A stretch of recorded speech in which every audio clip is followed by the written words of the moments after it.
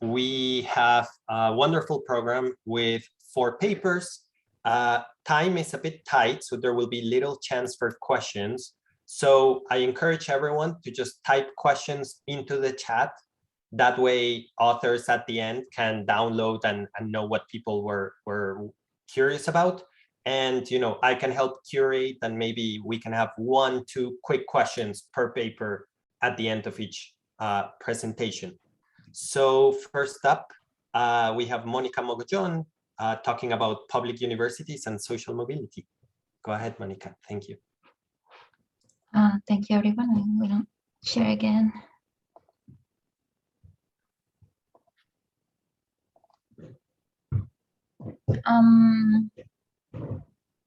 Taking a little bit. So thank you, everyone, and the organizers for inviting us to present this session. This work now titled Ticket to the Middle Class, Long-Term Effects of Public Universities on Labor and Financial Outcomes. This is joint work with Cristian Pozo of the Central Bank of Colombia.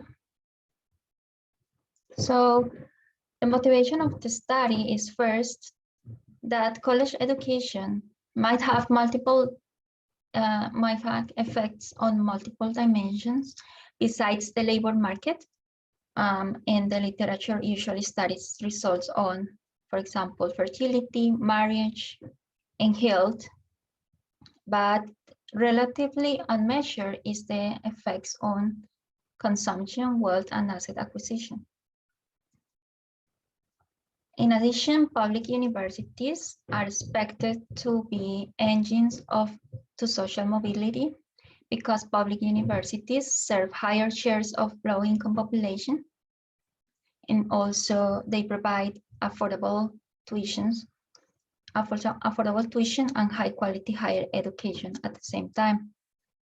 So the question that we ask in this paper is, what are the long-term effects of getting admitted to a public university on the economic trajectories of the students? And for economic trajectories, we mean we use a wider range of dimensions beyond labor market because we wanted to understand the economic well-being in the long term for these students. In particular, our approach will focus on financial outcomes that measure long-term investments and financial inclusion. And we studied this question in the context of a middle-income country like Colombia. What we do in this paper is to measure these long-term effects of attending a flagship public university. This university is La Universidad del Valle in Colombia. I'm going to describe better later. In particular, we expand the set of outcomes that measure economic well-being, and we extend the period of study up to 18 years after college entry. To do so, we construct a novel data set from administrative sources, tracking applicants to this flagship university, first in the information system from the Ministry of Education that allow us to measure educational enrollment and educational attainment. We can also track these applicants on the Social Security records, that is an unrestricted administrative source that allow us to measure earnings in the formal sectors. So maybe in this audience, they want to understand that because of the high share of informality in Colombia, this is an important distinction. We can only observe formal sector earnings. And finally, we are using the universe of bank transactions that the banks are mandated to report to the Financial Regulation Office in Colombia. We use a fuzzy regression discontinuity design based on the admission rules of this flagship public university, and we follow applicants from the cohorts to 2000 to 2004. What are the main findings of this study? So being admitted to the public university will double the rate of overall college enrollment and graduation rates. It will increase the access to consumer credit in 25% with respect to the non-admitted students. It will increase the probability of having an outstanding mortgage loan by 44% when students are around 35 years old. And finally, will increase earnings returns by 27% when the people are around 35 years old. So how we interpret these results? We interpret the first, having an outstanding mortgage loan, we interpret already this as a proxy of home ownership, because buying a home with just cash or savings is very infrequent. So we already interpret this indicator as home ownership, as long-term asset investment. And the access to consumer credit, we interpret this result as is in this context as access as a result of financial inclusion. And this is important in people's lives because this will reduce the risk of it. This will increase the insurance to risk and reduce reliance on high cost credit. So with this, we'll explain a little bit more the background. So we use the admission policies of the Universidad del Valle in Colombia. This is located in the Pacific region. It's the third largest university in the country, serve over 27% of the first year cohort in the region. And the total enrollment is around 28,000 students. This is a selective university because it only admits 32% of applicants. So what is special is that this university admits the admission process is based only on the National High School Exit Examination. The National High School Exit Examination is an exam that almost every high school senior in the country takes. Around 98% of high school seniors takes this exam. So there are no concerns about taking this exam just for enroll in universities in this setting. And what other important feature here is that the university, as every other public university in Colombia, they charge a tuition flexible scheme that is based on family income at college entry. So in this slide, I am trying to also show that this university in this region at the moment, for the cohorts that we are studying, the shares of people coming from the bottom of the income distribution is 80% compared to 47% in private universities. Of course, this picture has changed over time, but in particular for the cohorts that we're studying, this was the distribution of the students at the time. What are the data sources that we are using? As I was saying, we first collect application records to this specific public university for the cohorts 2000 to 2004. In Colombia, when you apply to college, you need to already select or choose the major that you're going to study. So we have the admission results for every major in these cohorts, and we can also observe the admission cutoff for each admission cycle. We then track these applicants in the results from the National High School Exit Examination, and then we try to link this information to the information systems from the Ministry of Education to track educational outcomes. So we can observe college enrollment not only for this public university, but for every other public, for every other higher education institution in the country.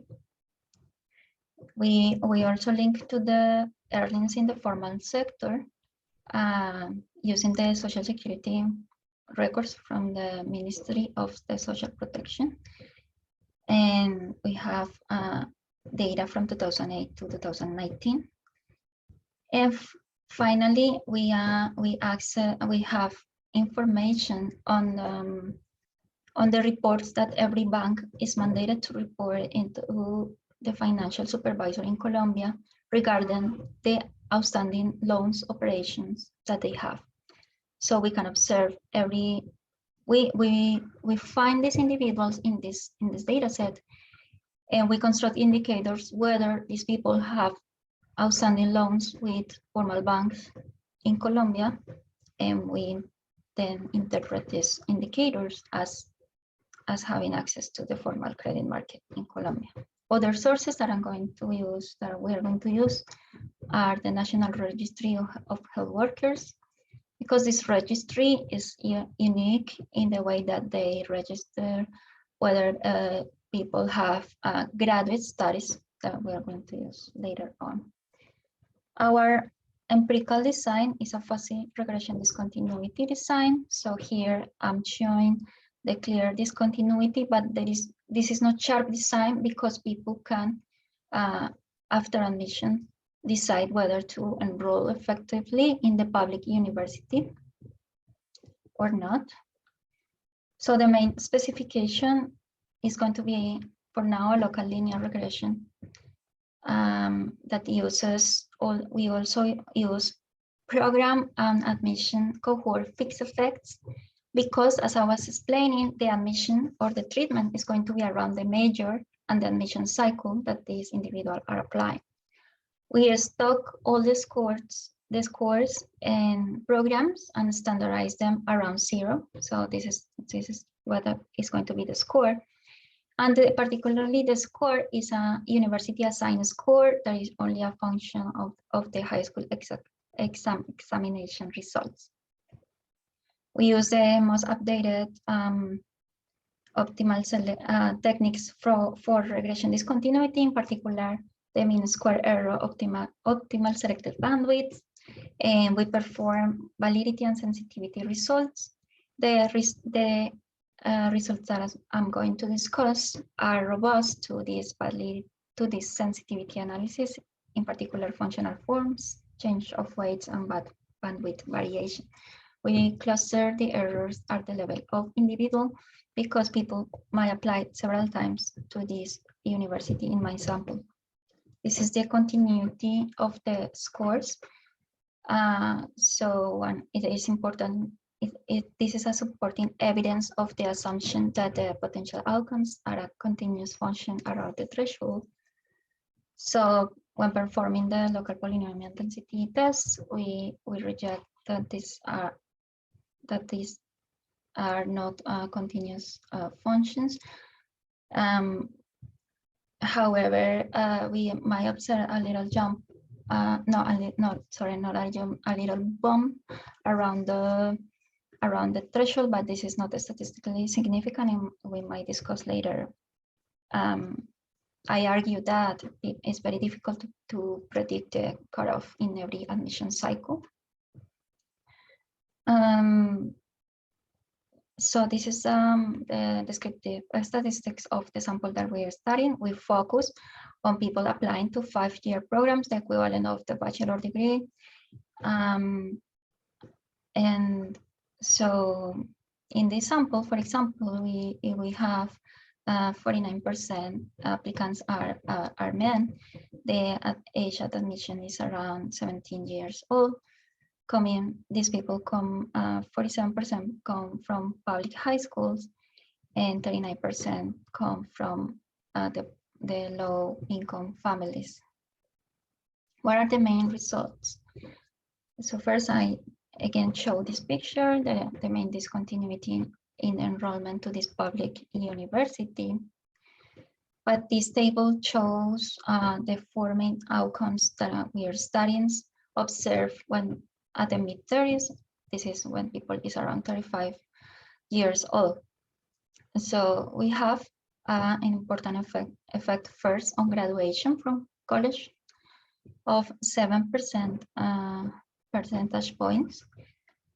We also have an effect. This is annual earnings in Colombian million pesos, real values of 2008. So we have an effect on annual earnings as well. We have a significant effect, positive significant effect on outstanding mortgage loans as well as consumption loans. So I'm going to explain a little bit more about each one. So first, for the educational outcomes, it is important to highlight that we have an effect on degree attainment, both in the reduced form and the instrumental variables specifications. When we compare this with other similar papers studying similar settings, but in other countries, in Italy and China. Monica? Yes? You have 5 minutes. Thank you. So this is a substantial effect on college graduation and labor market outcomes. We have, as I was saying, a return in the reduced form of 90%, and in the instrumental variables form at 30% on annual earnings. This return is similar to other countries. So in general, it looks like college education has a similar return in almost in all the countries that this has been precisely estimated using this same methodology. So the contribution here is now the financial outcomes. We have an effect of 13% on housing loans in the reduced form and 44% in the instrumental variable form. And this is a big coefficient because in Colombia, the proportion of families having a housing loan is just 16% compared, for example, in other settings. This has been only studied just for the US, and the effect there is lower because the baseline is also higher. So this is the most important result here. As well in consumer credit, we have effects on, for example, credit card and consumer loans and car loans of 13% and of 10% with respect to the control group. The other thing that maybe is the last thing that I can discuss for this presentation is how the effects are dynamic over time. So the earnings effect are significant from graduation and then in the long term. But for example, the access to housing loans are only observed in the long term. So this highlights the importance to measure these kind of indicators because people takes time to take these decisions, but are important to measure, to observe over the long term. So for heterogeneous effects, here I'm showing you high school and gender. The results are mostly concentrated for high school students coming from private high school, and for gender, while the coefficients are higher for women, these are not different from the results for men.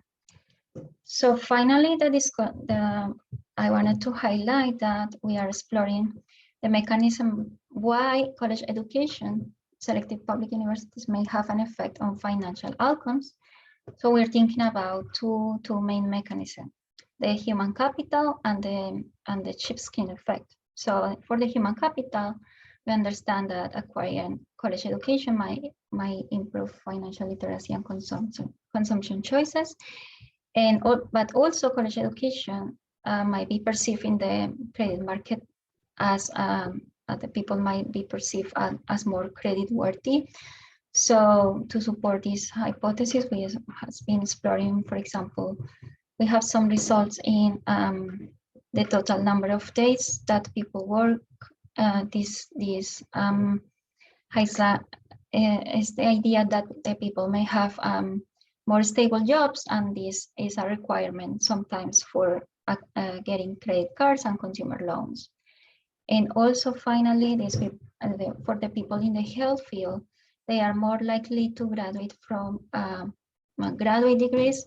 And this has been also sometimes requirements to housing loans, particularly in Colombia. So there has been housing loan benefits for people from graduate programs. So these results support the idea that college education, college graduate students might be perceived as credit worthy, and this is a mechanism why we observe these financial outcomes results. So I will finish here, and thank you so much for listening me to this presentation. Thank you, Monica. Right on time. We have time for 2 questions. I'll say both of them, and you can talk for a minute. The first one from Joanna Fajardo has to do with the first job that these people get after they graduate college. Do you know what type of job it is? How long it took them to get this job? How much it paid? And the other one, which I also had, and Fernanda Esteban wrote, is what do you know about the outside option? The people that don't get admitted into Universidad del Valle, what do they do? So I'm going to answer first the second question. So yeah, people have outside options in the region, but they are mainly private, also high quality institution, but they are private, and the tuition might be just twice or the tuition that they will pay in the public university.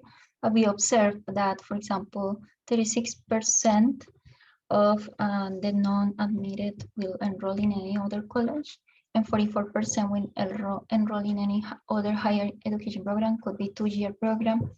But again, we still see 56% of people that couldn't access to any higher education program at all because they were rejected. But still, there are options around. And for the question okay, so sorry, I think maybe you answered that other question on the chat, because I think it's best if we move on. Thank you, Monica, for this terrific paper. So next up, we have Alessandro Maffioli. Alessandro, do you want to share your screen? Sure. There we go. Can you? Yes, we can see it. I don't know if you want to make it full screen. Yes. Can you still floor, see it? Okay. Yeah, I see it. Okay, let me. Or if you want to leave it like that, up to you. No, wait a second.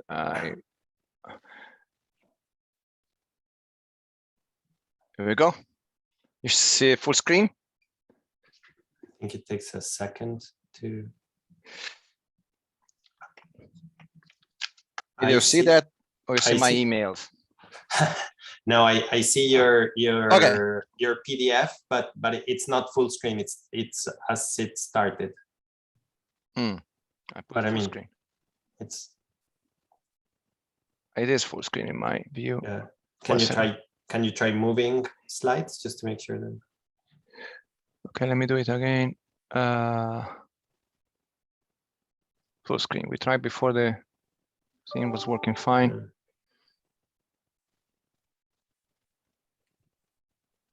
Can you see full screen?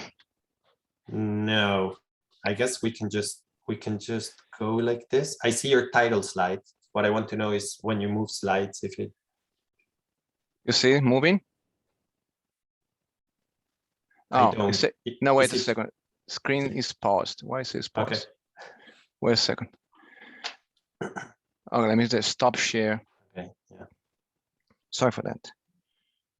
Here we go.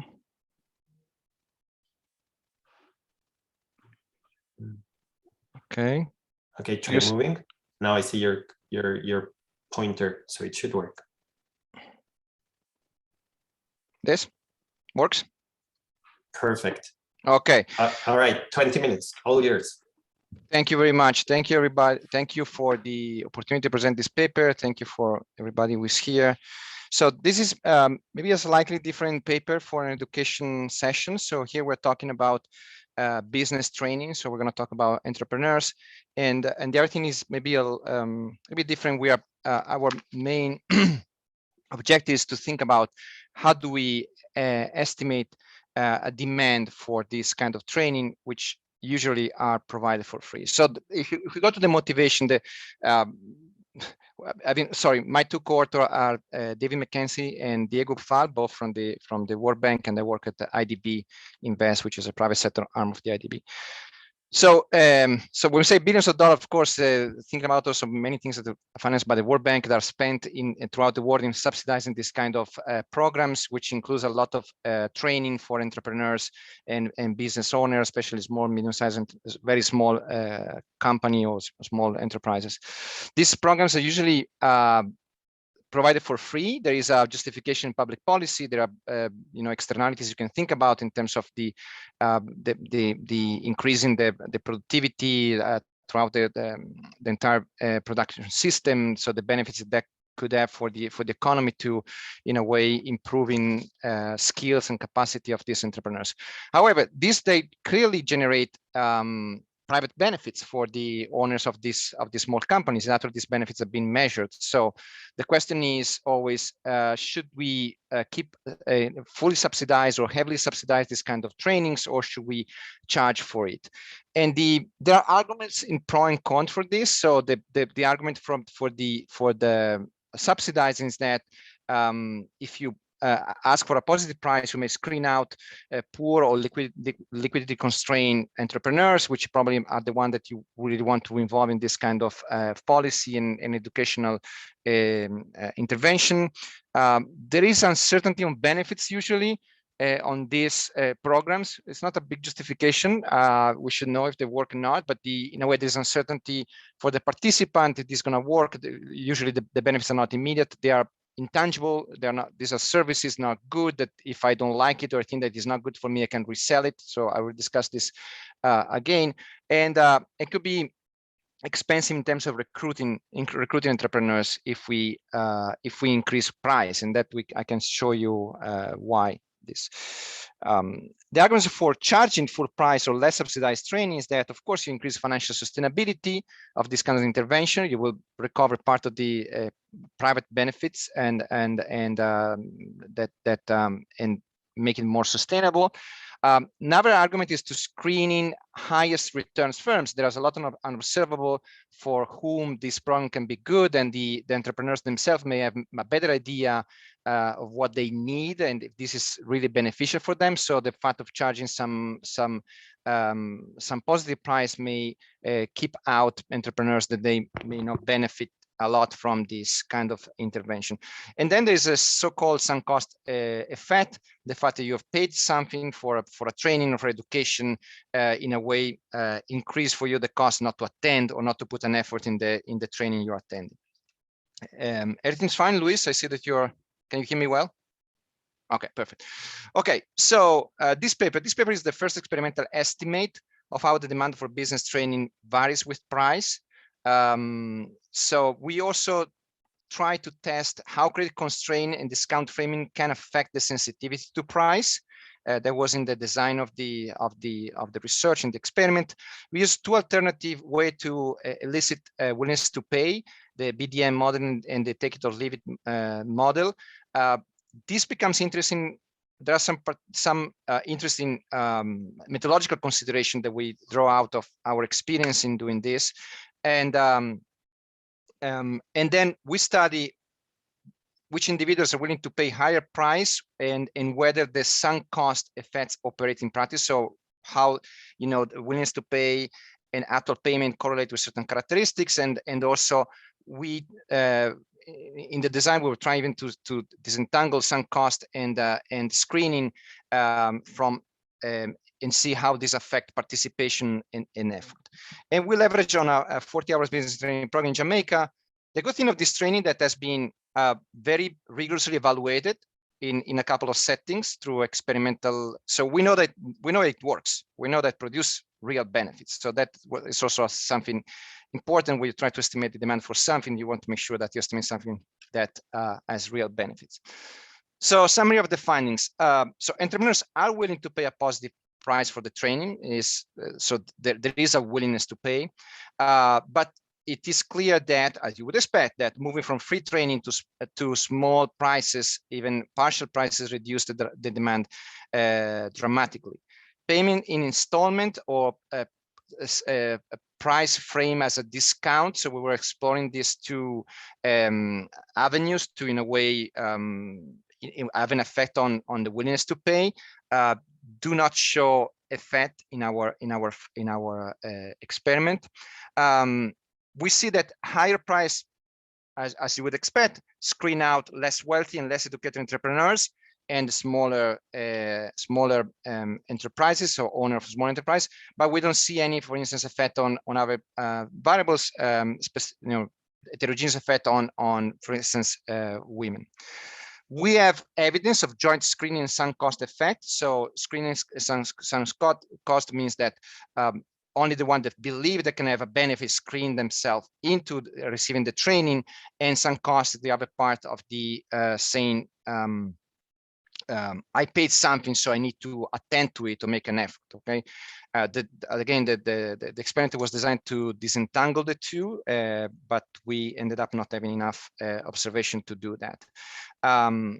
So we also make a calculation of what is the optimal price. So we conclude this probably for this particular case around one quarter of the full cost, considering what you pay to achieve a certain, assuming that you have a certain targets of number of entrepreneurs you want to attend to the program.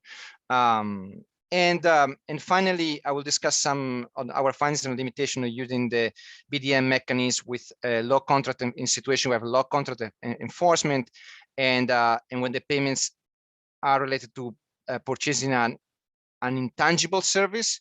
Many of the BDM approaches to estimate willingness to pay were done with products, not with services. There's a fundamental difference with that, and also when you're not able to make the payment occur immediately, which again for a service that deploy over time can be more complicated than for a product that you can immediately deliver to the person that is buying. So as I mentioned, that the experiment was designed as 2x2 treatment with credit testing, in addition to elicit the demand for training. We were looking also at how credit constraint can affect the willingness to pay and to attend. So, and there we look at the possibility to give to pay in 3 installments instead of paying the full amount before the first class. And so pay in time, and the framing. We randomly assign the possibility to pay in 3 installments to part of the sample, and we randomly assign a framing where we were basically describing their payment as a discount to on the overall cost of the training. So to evaluate the project, so to evaluate the a tricky part is how do we elicit something for a service. So what people need to understand what it is about. So the first step was to have a description of so the participant were the sample selected for the experiment. They were participating in a demonstration session where the content of the training was explained, the classes and the benefit. And since we had clear knowledge of robust knowledge of the potential effects, so we had evaluations that experimental evaluation estimated the return on a 30% increase in profits for previous participant. That also was disclosed to them. So we told them how the training would work, what it would imply, and the potential benefit. Then the participant is asked in a sequence they would take courses for free. So this is the BDM method, sorry, I'm describing. For free, and then for a price of 1,000 Jamaican dollar, 3,000 Jamaican dollar, 5,000 Jamaican dollar, 10,000, 50,000, 20,000. When you get 20,000 is more or less $150. So just give you an idea of the magnitude. And so you proceed in this way, and then when they answer yes, I will take it for free. Yes, we'll take for 1,000. Yes, we'll take for 3,000. And then we'll take for 5,000. No. And then you go back there when the answer is no, and try to determine what is the price between 3,000 and 5,000 they were really willing to pay. Okay, so now the participant in a way declare what is the price is willing to pay, and science committee will say that if the price that he identified between the two levels, say yes or no, if the price that would be randomly selected for him, proposed to him, is below equal to the price, he will buy the course. Okay, but if the price is higher, he will have no opportunity to attend the course. So that is the way, in a way, where you elicit what is their, let's say, specific price they're willing to pay for the training in a BDM setting. Okay. And of course, the agreement that they will have to pay the entire price before the first class. In the take it or leave it design, and I can explain, if we have time, why we performed the two experiment. One was in Montego Bay, the other one is in Kingston. One of the main reason was that the BDM had some implementation challenges, so we decided to repeat the experiment with a take it or leave it design. Of course, we could not repeat the experiment because the sample at the point at Montego Bay was already utilized for the study with the BDM design. So we repeated the experiment in Kingston with a take it or leave it approach.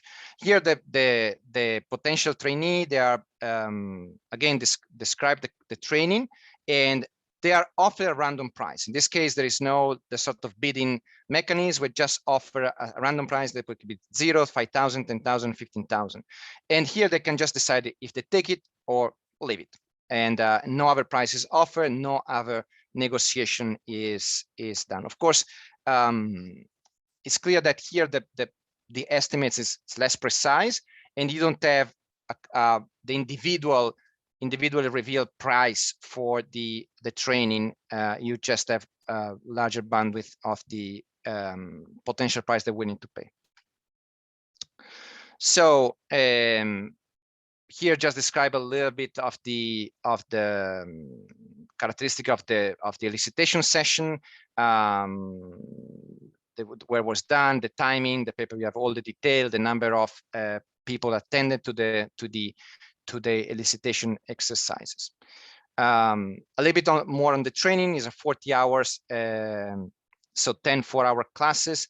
Is a curriculum based on 5 classes on soft skill to make the entrepreneurs more proactive and more persistent. This is based on the studies and research of a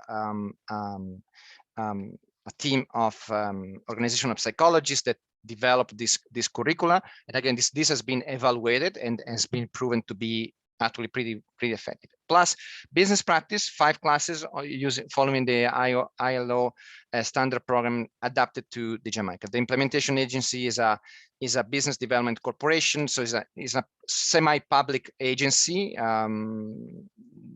that its purpose is precisely to promote entrepreneurship of the in Jamaica. And the real cost estimated by Jamaican Business Development Corporation to deliver the training is actually 20,000 Jamaican dollars, $50,000 per participant.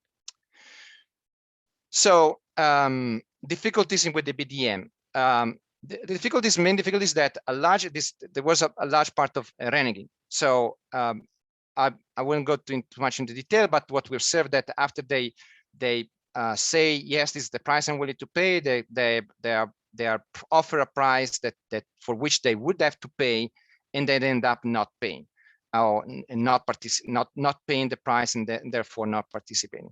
There are many there are logistical reasons for which we couldn't. One of the things that the design didn't work in the sense that we couldn't charge the entrepreneurs immediately after the elicitation process, which in a way is good and bad, but anyway. So there were, of course, problem of security. This is something that is not let's say an irrelevant amount of money for Jamaican standards. So they didn't want to use any credit card, but didn't want us to have people going around with cash to pay that, and so in a way we granted the possibility to pay before the first classes. And this is, in a design like this, probably what gives you the possibility that they may change their mind, or they may maybe think about more of the cost of the training, and not follow through what they committed at the moment of the elicitation. Though the elicitation was done with, giving all the information of the training and clear rule of how would it work, and so on and so forth.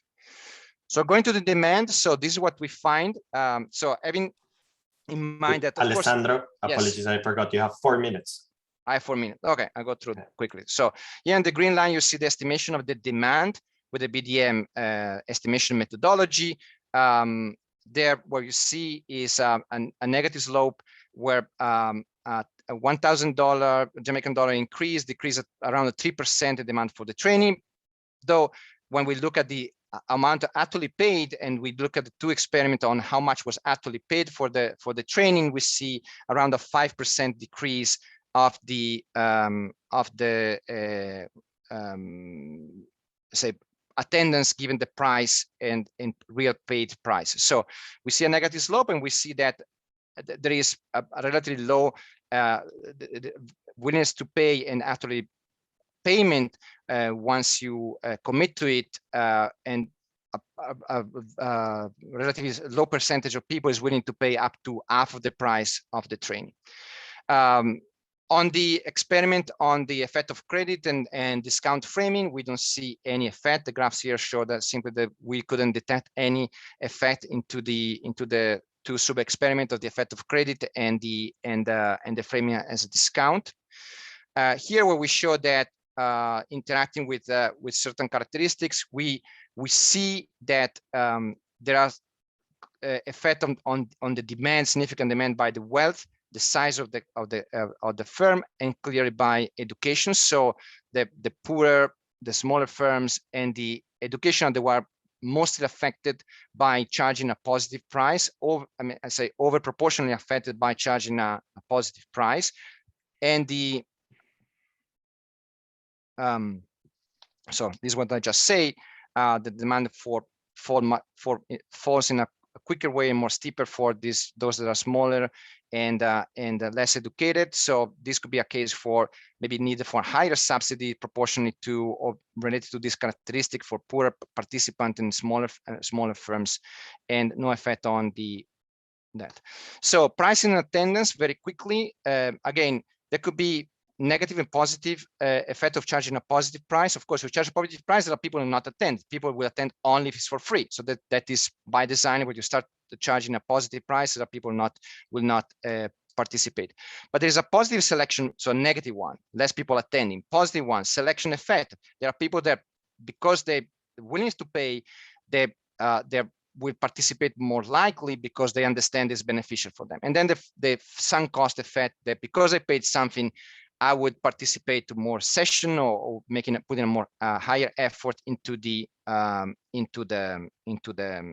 training. What we find here that yes, there are positive effects from the selection and sunk together, but clearly there's a lot of people not participating the moment we start introducing a positive price. And this graph here just showing that. So what is the price maximize the cost for 1,000 firm? Let's assume that is what I want to achieve. That will depends on the cost of recruiting, the cost of the training, and the impact of the price on attendance and demo training. So you have to, if your target is to have people participating, still a policy, or your thing that you want people participating, but you want to recover some of the cost. These are the cost consideration you should consider. That if you input positive price, the recruiting will be more expensive. You recover part of the cost of the training. And so in our experiments, given the willingness to pay in the BDM, the optimal price with this consideration will be around 3,000 Jamaican dollars, while with the wealthier sample in Kingston, it gets up to $15,000.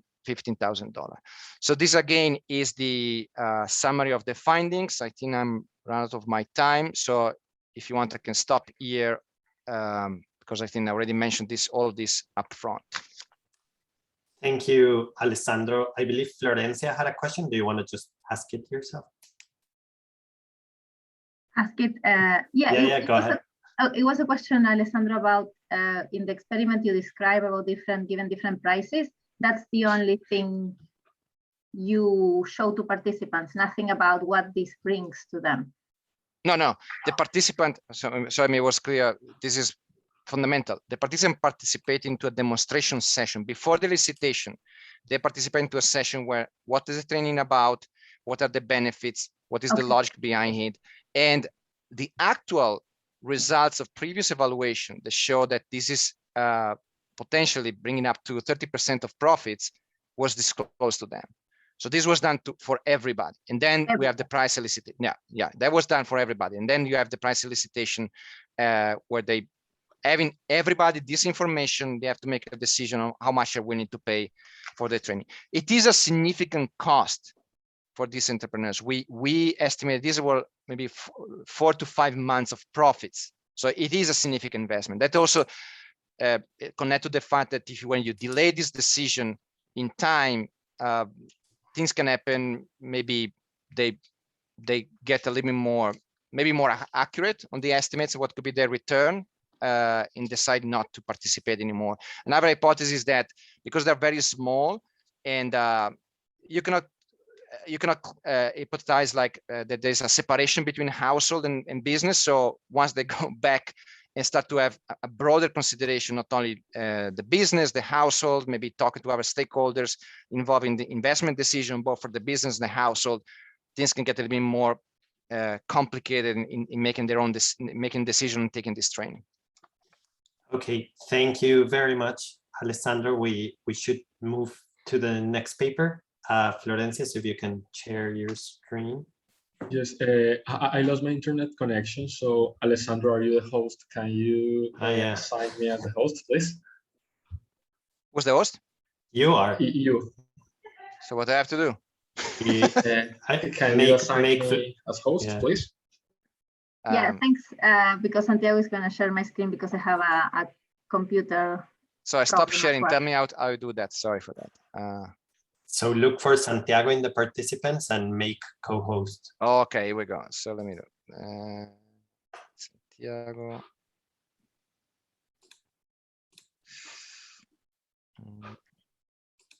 And so probably while you're checking that, just thanks for this panel. Good afternoon. It's really a pleasure to present the paper, Nudging Parents to Increase Preschool Attendance in Uruguay.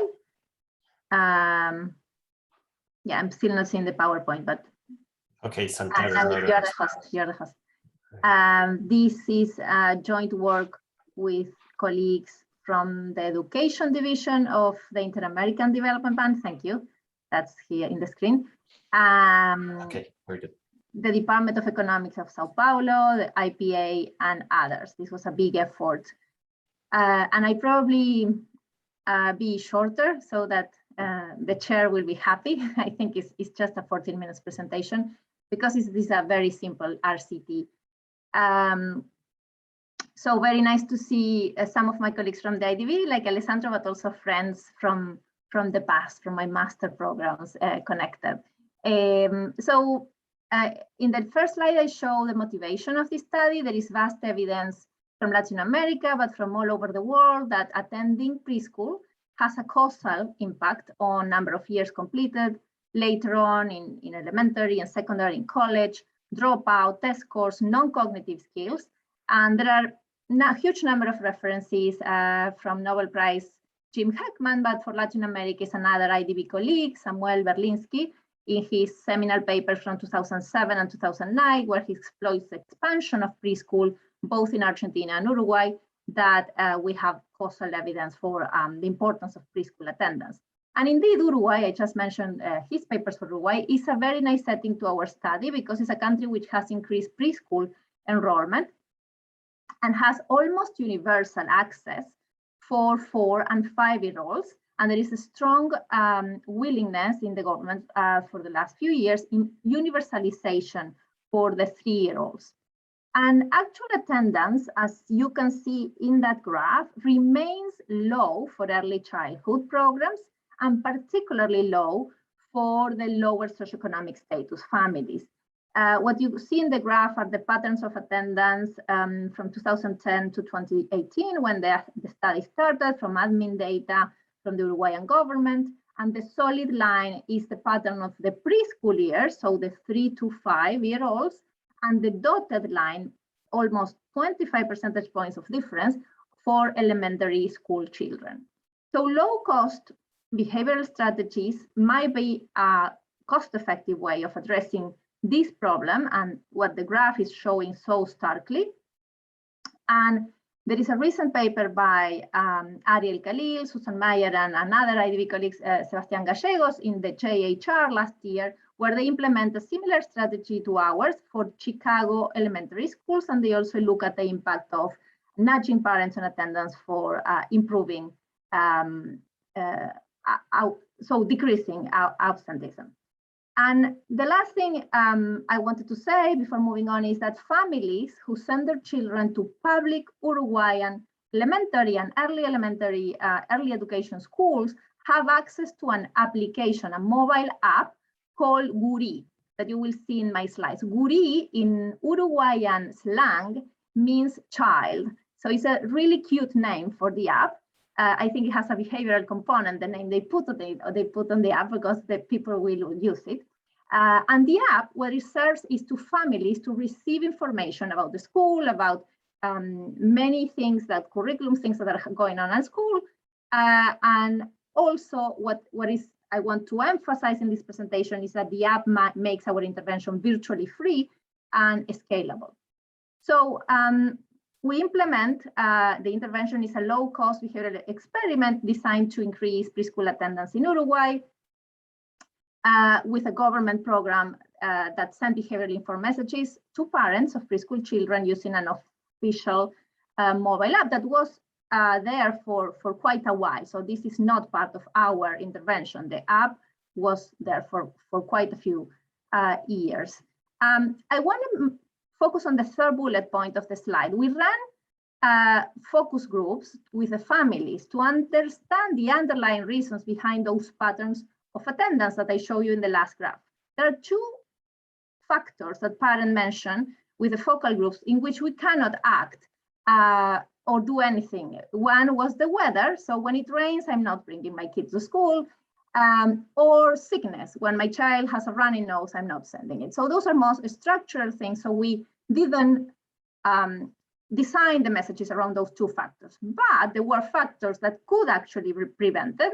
And those were how parents plan their activities and how parents underestimate the importance of early childhood education. So the intervention aimed to increase preschool attendance by changing those parental beliefs and providing planification prompts. So these are the behavioral features of the message.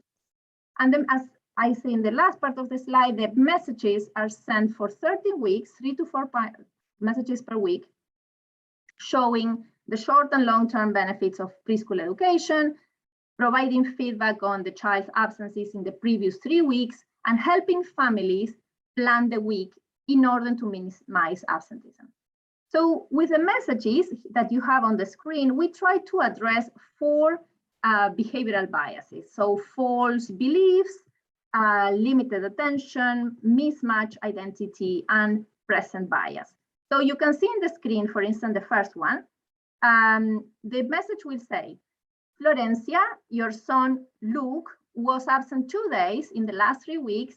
Help him develop a habit of responsibility by avoiding missing more days in the rest of the year. Or in the second, Florencia, think about the reason that may have prevented your child from attending school last year. Create a plan to avoid this. So these are the examples that were personalized, by the way, of the messages we sent. And we also know that parental investment involves making intertemporal decisions. So because returns are often perceived to be realized very much in the long run, while the costs are in the short run. So that's what in the literature of behavioral economics is called present bias. So they're aware also many messages related to present bias. So in the next slide, I'll show a preview of the result. There is no impact on average. That's unfortunate, but that's what we find. But there is a remarkable heterogeneity. There is an increase of 2 days and almost 1.5 days in the middle deciles of the distribution of pre-intervention absenteeism, which represents about 3 percentage points and 2 percentage points respectively of an increase. This is only in the deciles 5 and 6, as I said, and there is a modest improvement in child cognition. Interestingly, this is driven by the language development domain by about 1/4 of 1 standard deviation. And this makes sense because language usually is the most sensitive domain to interventions in early childhood. So the bottom line is that in the very low deciles of the pre-treatment absenteeism, it's almost impossible to move the outcome because these kids will never go. They might come from very poor families, they might have no transportation, it might be very difficult to wake up. And in the very high deciles of the pre-treatment distribution, these children are already attending, so they are very high attendance rates. So this makes sense because you will not move the families that will never be sending their kids to school just with a nudge, and those that are already attending, they didn't need the nudge. So let me show you about the context of the intervention. There are 194 preschools, schools, public schools in Uruguay with preschool classrooms. There are many more that are in elementary school system. 97 were assigned to the treatment, and we randomized at the school level to anticipate potential spillovers that could contaminate the control group, and because of the interdependency of observations at the classroom level. And we use this app, the GURI data, to evaluate that the randomization achieved balance. There are almost 40,000 parents that were registered in the GURI application because they are those who are attending these 194 public preschools. But of those, only half have accessed the application last year. And of them, 6,700 responded our informed consent that they wish to participate in the study, but only 4,098 ended up participating. Half of them were assigned to the treatment group and half to the control group. And one of the important pieces of information is that thanks to the use of that app, we could know whether parents were reading the messages we sent and whether they open it. And we know that they read on average 24 of our messages, and that's 70% of the total messages we sent. In the screen, you see the timeline, which was basically it was an academic year from May to August. There were some actions from the IDB and the government to boost the use of the app, because you've seen it was only half of the parents that were really indeed using it. In September, the messages start for about 3 months, so the 13 weeks, until the end of the academic year. At the end of the intervention, a parent and teacher survey and administrative data collection on child development was collected. But I also want to emphasize that in May, so that's above the line you're seeing there, there was also this is a regular collection that the government does. This is, again, it's not related to our evaluation. It's something they've been doing since 2015. They regularly collect censal data on child development. So we are really exploiting data that the government was collecting. These are the sample statistics in the very simple variables. We can see there is balance in the randomization. I'm showing only 9. The region, the school socioeconomic status, where the kids in pre-K3, pre-K4, and kinder, if the father has access to the app, if both the father and the mother have access to the app, gender, and the average number of parents registered. But there is really balance in more than 20 variables we have looked at. So results, we found no average treatment effect. The estimates show a small, non-statistically significant negative coefficient in the simple model. And we look at 2 variables of interest, as you see there in the table. In the table, the number of attended days and the attendance rate. And adding pre-treatment attendance behavior and covariates shows a decline in the standard errors, of course, as expected, and point estimates turn positive from negative to positive, as you see in the second column too, but remain non-statistically significant. In the next slide, we can see that the same happens with child development in all of the domains of development. So there is no impact. I just want to explain a little bit this measurement, that this censal regular measures that happens in May and in November in preschools, 3 to 5 year olds in Uruguay. The cognitive development, the Spaniel B, is one of the constructs that has 4 domains: math and logical reasoning, language development, executive function, self-projection. Self-projection is the ability that the child has to think outside himself. So whether he knows what day he is, what time it is, and to project himself into the future. That for young kids is a really an excellent indicator and signal of healthy development. And the other 2 constructs that these measures, called INDI, Indicador de Desarrollo Infantil, are measuring is motor development and attitudes toward learning, which is a school readiness measure. So, but there is nothing. On average, there is absolutely nothing. In the next slide, so we look at heterogeneous impact, because that's where we get some action. Each coefficient, because I didn't want you to confuse you with big tables, so we plot this in figures. So the squares, the little squares you see are the coefficients, which are the sum of the treatment effect and the interaction of the treatment effect with each decile of the pre-treatment absenteeism distribution. The darker area reflects the 90% confidence interval, and the lighter area, the 95% confidence interval. So we have here for 2 outcomes, the 2 outcomes of interest, the attendance days and the attendance rate. We can see, as I was saying before, not yet, I'm saying that, yeah. Significant impact for deciles 5 and 6 of the pre-intervention distribution. As you see, those are the coefficient, the confidence intervals that are not touching the 0. So those are the only 2 that are significant at the 10%. And these are about it's an improvement of 1 to 2 days in an intervention that lasted 13 weeks. So it's not a bad impact when you think that it was only 3 months. And in child development, now we can move to the next figure, we can see the same. There is no impact except for the 4th decile. That's the only one where we are seeing an impact, and it's driven, as I said before, by language. So just to finish, I said this was going to be short. Sorry.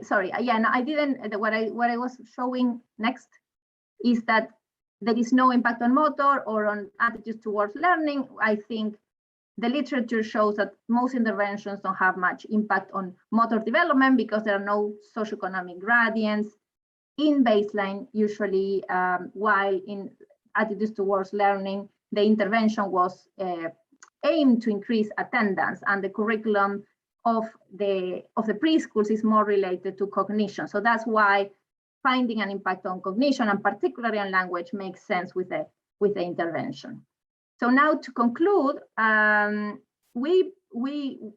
as far as we know, this is the first intervention leveraging a governmental app to use behavioral sciences to address low preschool attendance in Latin America. We know there are other studies addressing this for elementary school and high school.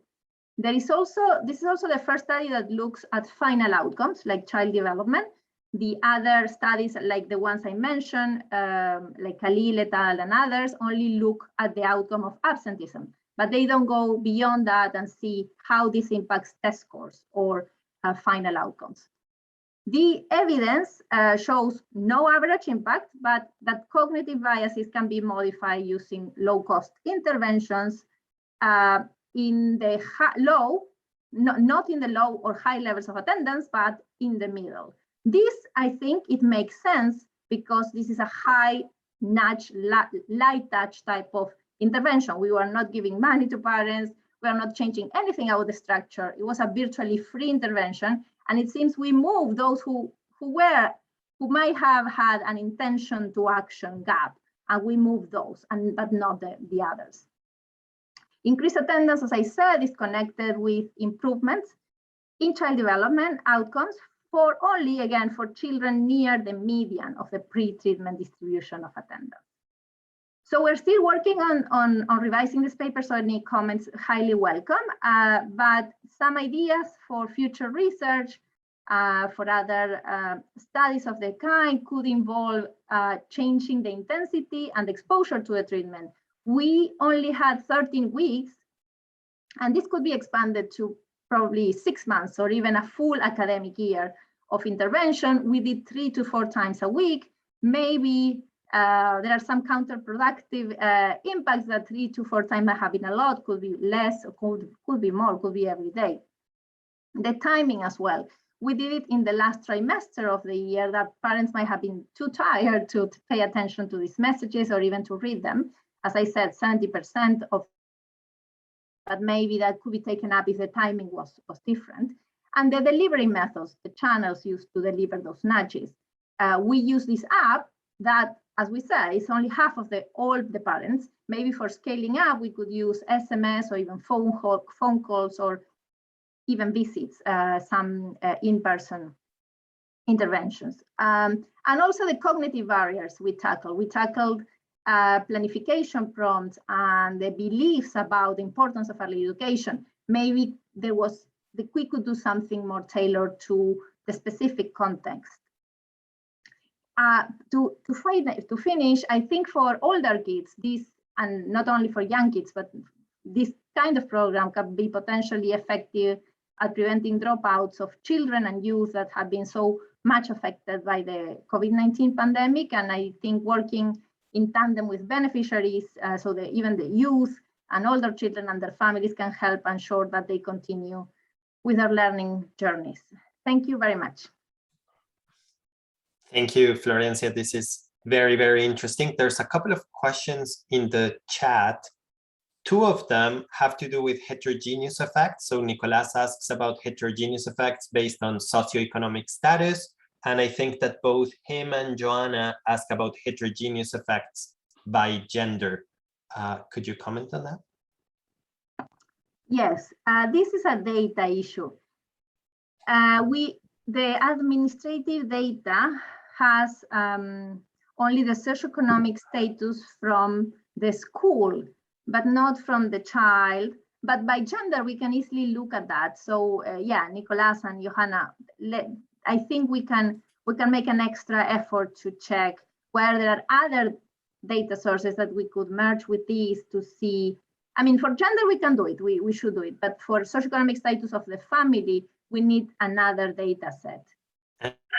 And Monica previously was asking about how much do parents use the app? Do you have some notion of that? So, well, as I said, there are 40,000 parents that attend these 190 preschools in Uruguay. All of them, only half are using the app. So I don't know if the question was how many or how much. No, so how much? often, I guess yeah. No, when we look at that, they use it every week. No, they do probably not every day, but they use it every week. But we can add some stats on that as well. And I'll add one of my own. When you showed the different messages, it was a bit unclear to me whether everyone got all of these different messages or whether that was also randomized. If it was randomized, I would be curious to know, to look for differences. Like I feel out of introspection that when I get a very generic thing, like Luis, the education of your daughter is important, I'm like, yeah, of course I know that. But if I get like a very targeted one that is like, Luis, your daughter did not show up 2 times last week, you know, I believe in a different context, like the Get Out the Vote literature finds that these messages that are like very targeted, like almost Big Brother, like we're watching you, you know, we're keeping track of whether you show up or not, that those tend to be more effective. So I don't know if that's something you could look at or for future work.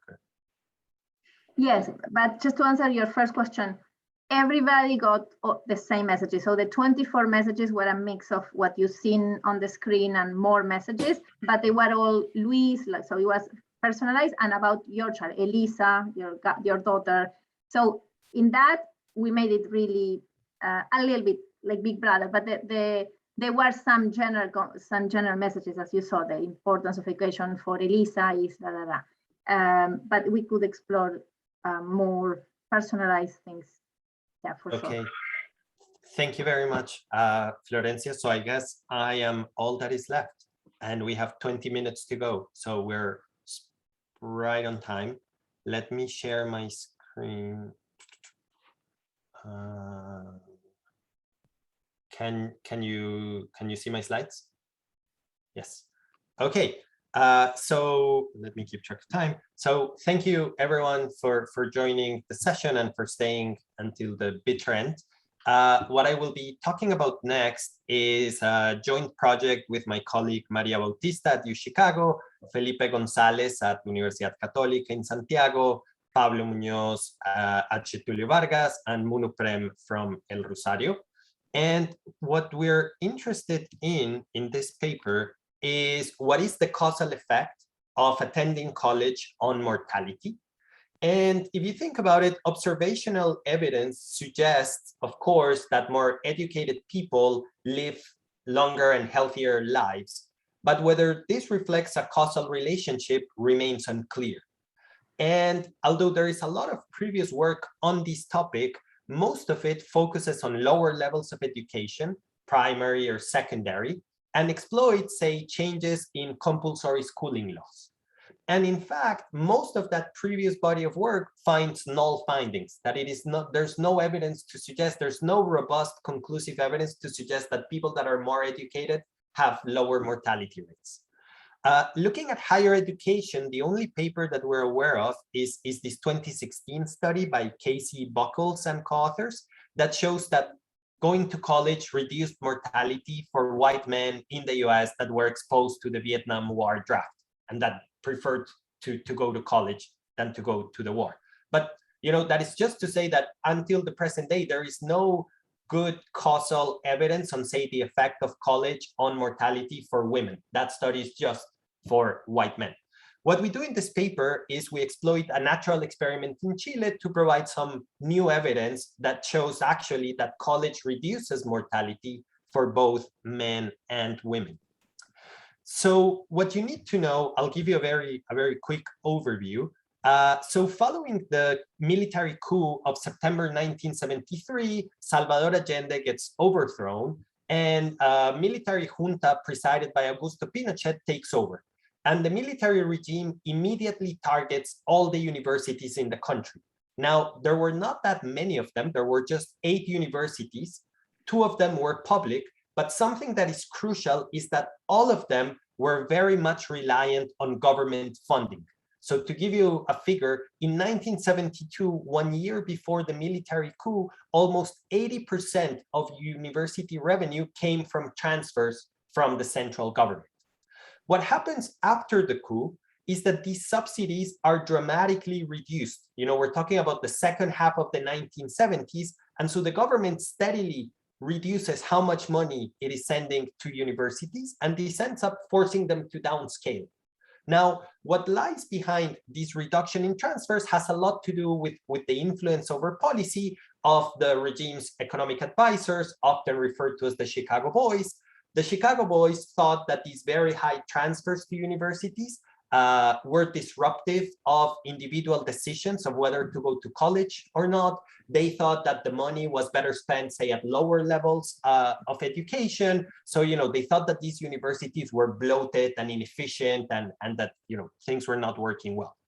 As a result of this, college enrollment, which had been rising rapidly since the mid-1960s, even before Allende, starts to fall dramatically. And I'll show you a picture of this in a moment. So there is this sharp downward kink in college enrollment, which is what we will exploit for our identification. So, we combine data from multiple sources. Our main analysis involves looking at mortality rates. And so for this purpose, we need to know how many people died, and this we take from the vital statistics. And we also need to know how many people there were. And this we take from the population census. And we do some additional things using this very large household survey called CASEN, and also using individual level records from hospital discharge summaries. So the data is pretty rich. In our main analysis, we restrict the sample to individuals with full secondary. The idea being that if we want to know the effect of going to college, the right counterfactual is these people that finished secondary but did not go. We don't want to be comparing against people that dropped out after primary or something like that. And our unit of observation in the main analysis is cohort, gender, region, year. So, we collapse by region to be able to account for heterogeneity in health outcomes across space. And we collapse by gender to be able to look separately at men and women. And the idea is simply to compare mortality rates among cohorts that reached college age in a relatively small window around the military coup. So there's going to be these lucky cohorts that reached age 20, 21 before 1973 and went to college at ever-rising rates. And there's going to be these unlucky cohorts that have very much reduced access to college. And what we want to see is whether that kink in college enrollment replicates in other outcomes of interest, such as the mortality rate.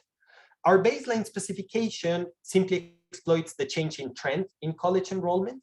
But given that we observe these cohorts repeatedly over time, given the longitudinal nature of the data, we can also estimate more stringent models with age-fixed effects, where we're saying, do people from these affected cohorts die at higher rates at this same exact age at which we observe the people that did get to go to college?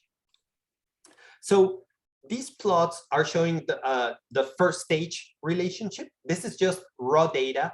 The x-axis in both figures corresponds to cohorts, which we're labeling in terms of the year in which they reached age 21, which was the average age of first-year college students at that time. And the y-axis is showing you out of every 10 people, how many go to college. And again, these markers here are just averages, and these lines are just the estimated trends. And so the big takeaway from these figures is that for both women and men, you can see this upward trend in college enrollment until 1972, 1973, and this very sharp downward kink in the following years. In other words, someone reaching age 21 in the late 1970s had a way smaller chance of entering university than someone reaching the same age 6, 7, 8 years before. The next slide shows the exact same information, but now the outcome in the y-axis is the mortality rate, deaths per 1,000.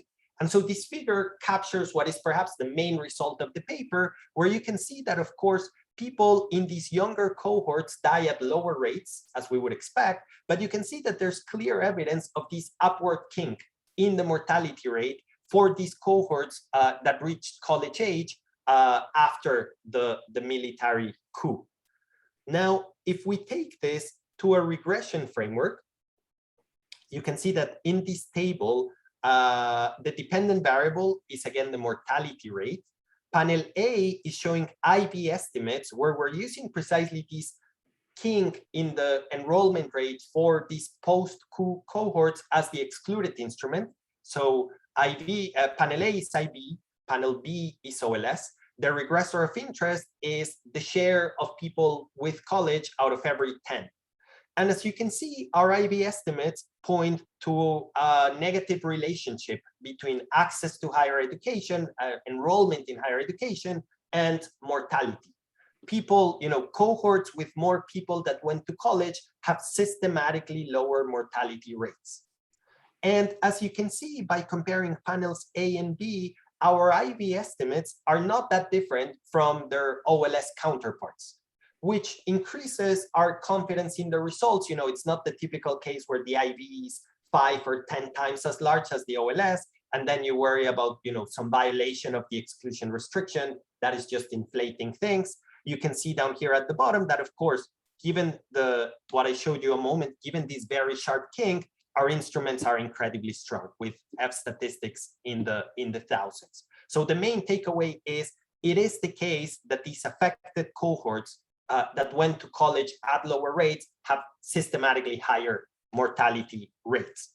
Now, we can break this down much further. We find that these deaths, the reduction in mortality caused by college mostly corresponds to tumors and to diseases of the circulatory or digestive systems. So these are the causes of death where these things, where the action is coming from.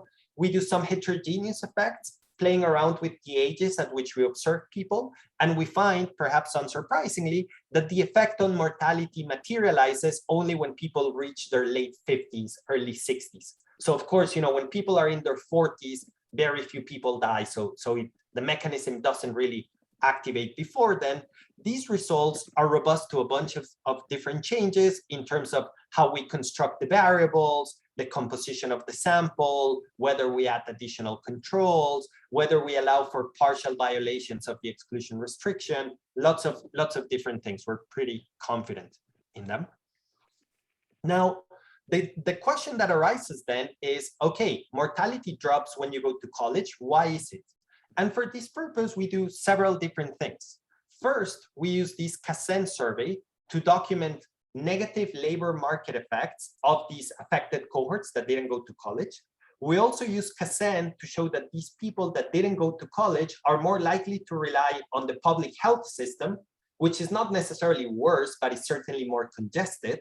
And this correlates with reduced consumption of health services. And then we use the hospital discharge summaries to study mortality in the subset of the population, but I'll explain that in just a sec.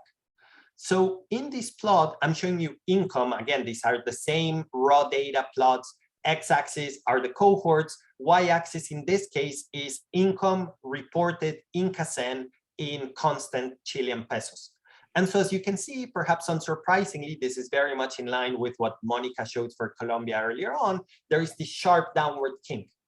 These cohorts that didn't get to go to college make less money, have lower income than their counterparts that did. So these people are poorer.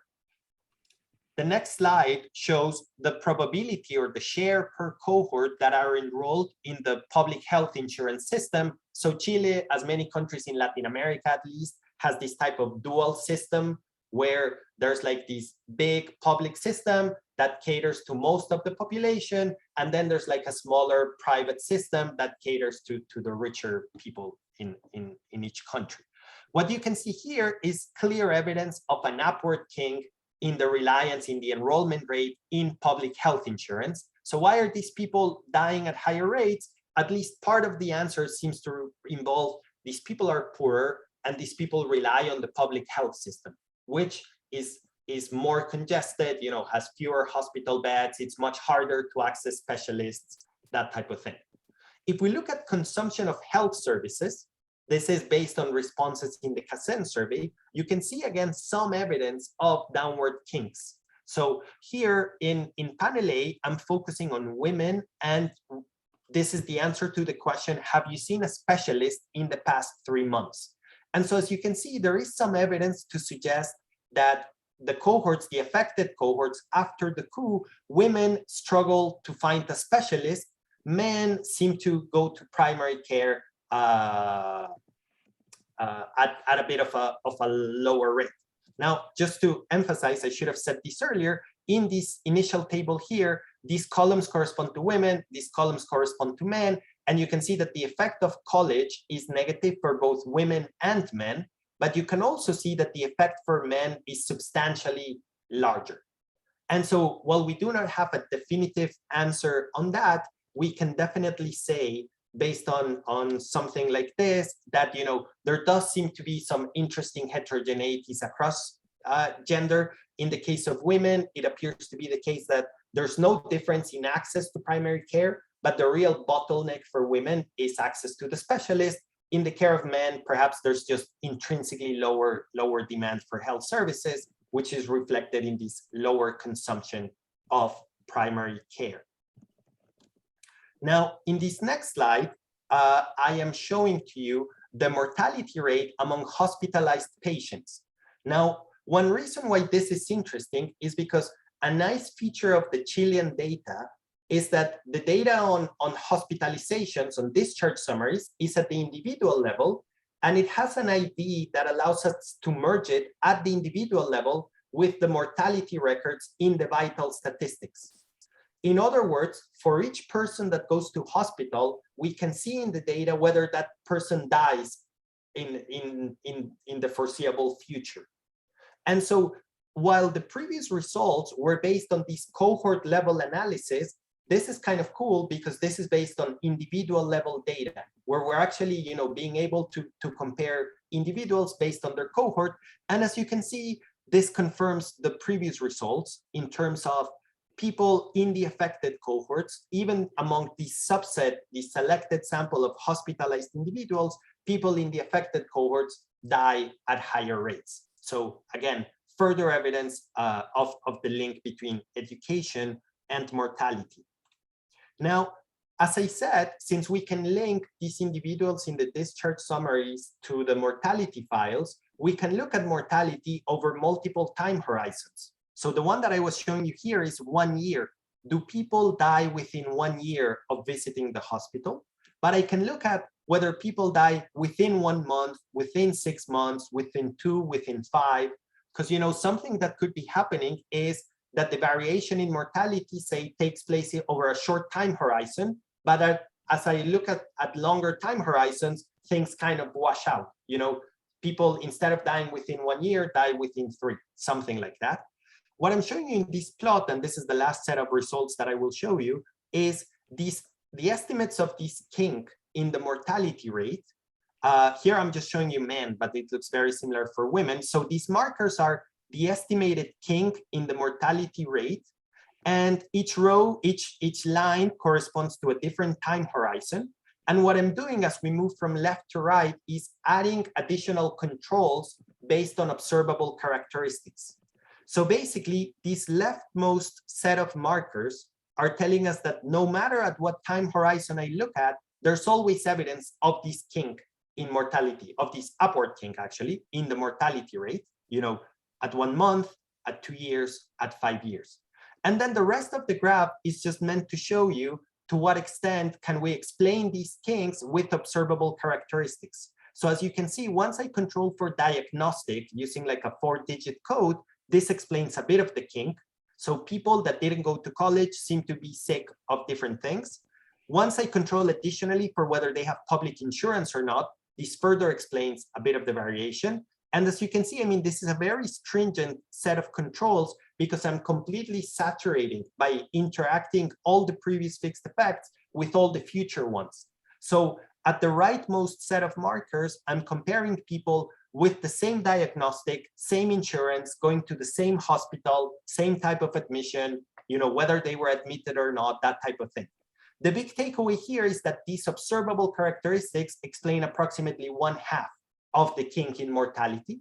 The people that didn't go to college, they have different diseases, they have different insurance, they go to different hospitals, that type of thing. Another half is not explained by observables. This could have to do with the fact that maybe these diagnostics are too coarse and we're missing important variation there. It could also have to do, say, perhaps with education affecting people's willingness to comply with what the doctor tells them they should be doing, which is something the data does not include. So to wrap up, 3 conclusions.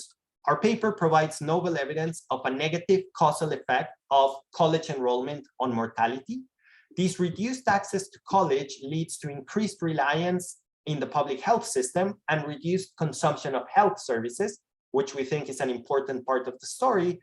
And, as I said at the beginning, most previous work seemed to find very, very small or null effects. Perhaps what explains the difference with our setting is that, college enrollment is like this critical juncture that dramatically affects a person's life. Again, Monica's earlier paper, I think, speaks to that. While the previous work was looking at, 1 extra year of primary or 1 extra year of secondary, which arguably has much smaller effects. And so with that, I'm done. So I guess we have time. I see maybe there's 2 questions. Feel free to chip in, anyone, and we can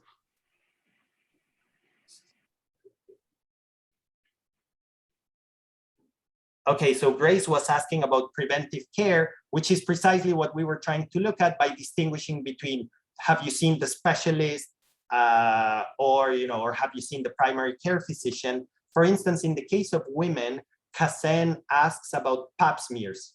And we do find that the probability of having a pap smear is kings down for the affected cohorts, which could be associated with, tumors of the reproductive organs and so on. So that's a bit of that.